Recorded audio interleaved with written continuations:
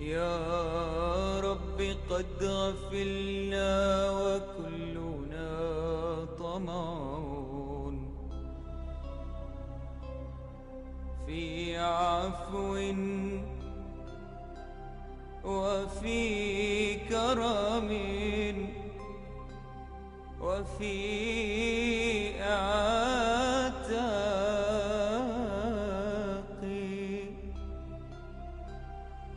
وجنة مع سيد البشر ندعو.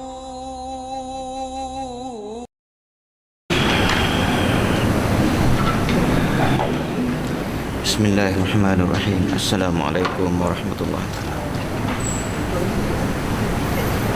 284. Abu Lais berkata, ayahku meriwayatkan dengan sanadnya dari Al-Hasan Al-Basri berkata, sesungguhnya lidah orang yang bijaksana itu di belakang hatinya. Apabila ia akan bercakap, difikir benar-benar dalam hatinya, jika baik maka dikatakannya, dan jika berbahaya maka ditahannya. Dan orang yang bodoh akalnya duduk di hujung lidahnya.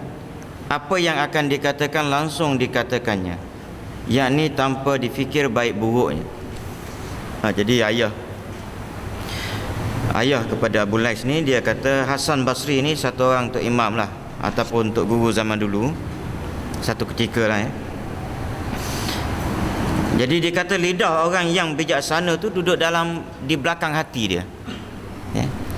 Maknanya bila dia nak bercakap tu, hati dia tu kontrol. Hati dia tolong fikir benda ni boleh cakap ke tak. Kalau boleh cakap, jalan. Tak boleh cakap, hold dulu. Manakala orang yang bodoh pula, orang yang tak berakal, maka dia punya orang panggil, dia punya akal dia tu duduk di hujung lidah. Orang yang bodoh orang yang bodoh akalnya di hujung lidah dia. Dia nak bercakap, cakap. Dia tak ada pertimbangan. Abu Lais berkata, ayahku meriwayatkan dengan sanadnya daripada Abu Dzar Al-Ghifari radhiyallahu taala anhu berkata, ya Rasulullah, apakah yang tersebut dalam suhuf Nabi Ibrahim alaihi salam? Jawab Nabi, dalam kitab Nabi Ibrahim lah Jawab Nabi, kana fiha amsalun wa ibar. Dalamnya ada contoh-contoh dan nasihat-nasihat yang baik. Yang bagi lil aqil ma lam yakun maghluban fi aqli, an yakuna hafizan li lisanihi arifan bi zamani muqbilan ala sya'ni, fa innahu man hasaba kalamahu min amali qalla kalamuhu illa fima ya'ni. Nabi kata dalam kitab Nabi Ibrahim ni bagus, nasihat dia bagus, contoh-contohnya pun bagus. Seperti apa dia? Seharusnya seorang yang berakal, selama tidak terbalik akalnya, menjaga lidahnya, mengetahui keadaan masanya. Jadi dalam kitab Nabi Ibrahim alaihissalam, Nabi kata ada disebut sini, seharusnya dia panjang dia punya hadis ni, ataupun bukan hadis dia punya kandungan yang disebut tu panjang, tapi dia sedut sikit 3 bagi Jadi antaranya apa dia? Orang yang berakal ni, dia kata selagi mana dia berakal lah, pertama sekali dia kena jaga lidah dia, dan dia kena tahu keadaan. Jaga lidahnya, mengetahui keadaan masanya, ini penting. Kadang-kadang tuan-tuan, saya selalu, benda ni pun saya dah sebut baru ni, cuma nak ulang balik. Ada benda baik, tak semestinya kita sebut benda tu. Macam saya buat contoh, kita takbir dalam masjid, dia tak kena.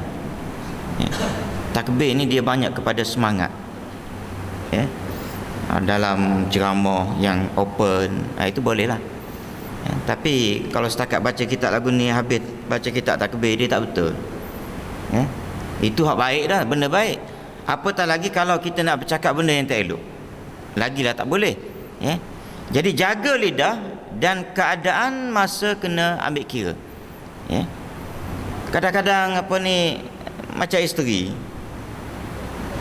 Betul lah dia nak suruh suami ke, nak tegur suami ke, ataupun nak beletir kat suami, benda yang betul. Suami pun mungkin ada buat benda yang salah. Kan? Salahnya itu mungkin kerana suruh beli apa tu bawang merah, dia pergi beli bawang putih. Kan? Jenis tak reti masak. Ingat ke bawang tu serupa belaka. Jadi ada kalanya tuan-tuan, mungkin isteri dia kena tahu benda-benda macam ni.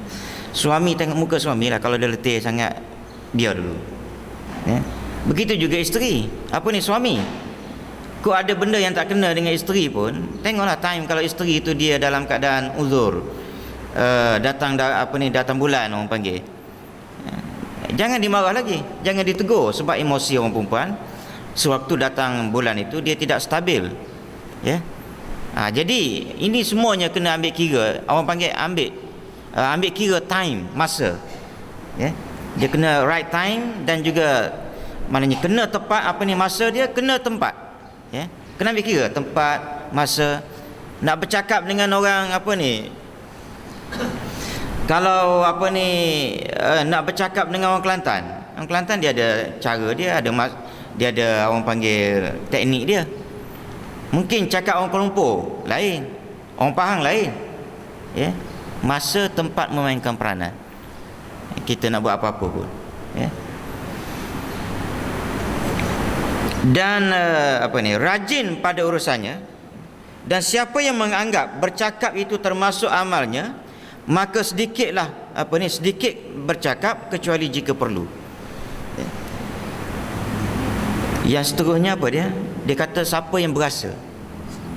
Yang berasa dia bercakap tu termasuk dalam amalan yang Allah Ta'ala akan catat dalam buku catatan, maka dia kata qalla kalam, kurangkan bercakap, illa fima ya'ni, kecuali pada benda-benda yang penting. Jadi masalah kita ialah kita bila nak buat satu benda, kan, kita tak terfikir bahawa, ataupun kita sengaja ignore buat tak tahu, kita abaikan bahawa benda ni hak aku nak buat ni Allah Ta'ala akan catat dalam buku catatan aku. Sebenarnya tuan-tuan, kalau kita duduk ingat sentiasa tentang wa may ya'mal mithqala dzarratin khairan yarah syarran yarah tu, kalau kita ingat sentiasa ayat tu tuan-tuan, semua benda ni kita akan fikir dulu, benda ni Tuhan berkenan tak? Rasa-rasa elok tak? Betul ke tak? Kalau kita fikir benda tu Tuhan kira belaka, mithqala dzarrat wa may ya'mal mithqala dzarratin khairan yarah khairan yarah syarran yarah. Ya. Baik pun Tuhan catat, buruk pun Tuhan catat. Walaupun sedikit. Baik. Bila kita tahu ada baik, ada buruk hak Tuhan catat, mesti catat. Dia tak ada dia tengah-tengah gitu, tak ada. Dia mesti bila buat satu benda, kanan ke kiri. Dia kena fikir lagu tu, ya.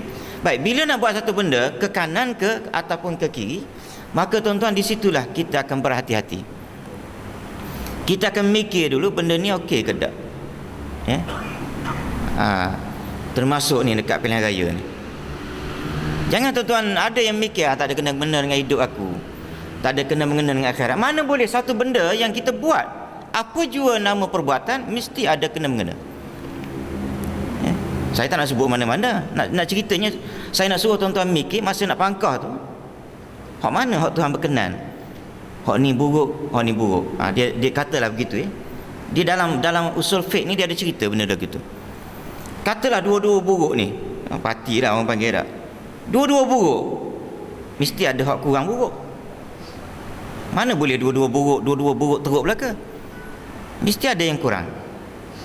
Kalaupun tidak atas nama ini Islam, ini sekular, katalah tuan-tuan kata aku rasa buruk belaka dua-dua ni, kan, mesti ada hak kurang buruk. Fiqh kata ambil hak kurang buruk.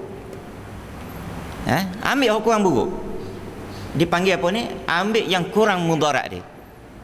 Hak banyak mudarat tu tinggalkan. Itu kalau tuan-tuan rasa dua-dua buruk.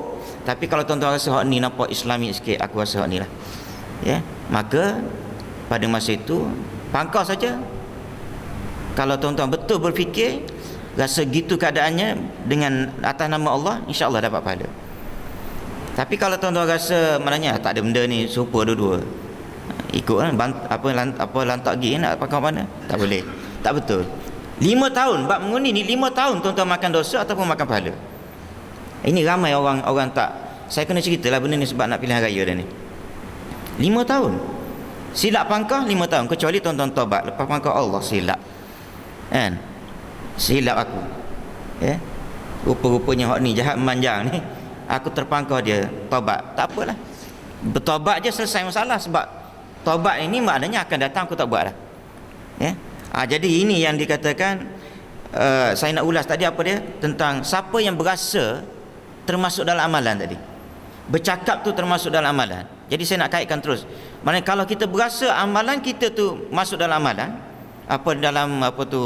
perbuatan kita tu masuk dalam amalan yang akan dihisap oleh Allah, maka fikir elok. Jadi fikir elok. Itu contoh yang saya rasa, saya bagi contoh benda yang jarang orang bagilah. Yang lain-lain tu tuan-tuan fikirlah. Maknanya semua yang kita buat ni, kita cakap ke, kita buat ke, semuanya akan dihisap oleh Allah, akan dicatat amalan kita tu, perbuatan kita, perkataan kita. Baik. Wallahu a'lam.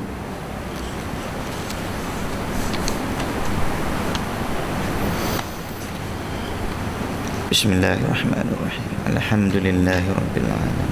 Wassalatu wassalamu ala asyrafil mursalin wa ala alihi wa sahbihi ajma'in. Allahumma ighfir lana dzunubana warhamhum kama rabbawna shighara wa li jami'il muslimina wal muslimat al ahya minhum wal amwat. Allahumma ij'alna minal ladzina yastami'una al-qawla fayattabi'una. Wa sallallahu ala Muhammadin. Alhamdulillah.